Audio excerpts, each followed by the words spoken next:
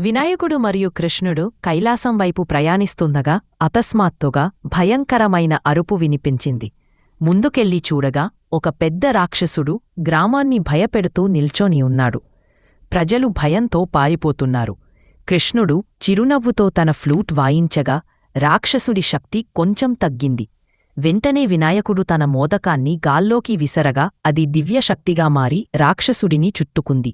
కోపంతో రాక్షసుడు దాడికి వస్తే ఇద్దరూ కలిసి తమ శక్తులను కలిపి ఒక ప్రకాశవంతమైన జ్యోతి సృష్టించారు.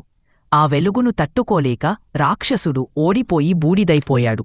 గ్రామస్థులు ఆనందంతో నమస్కరించగా వినాయకుడు మరియు కృష్ణుడు చిరునవ్వుతో తమ ప్రయాణం కొనసాగించారు.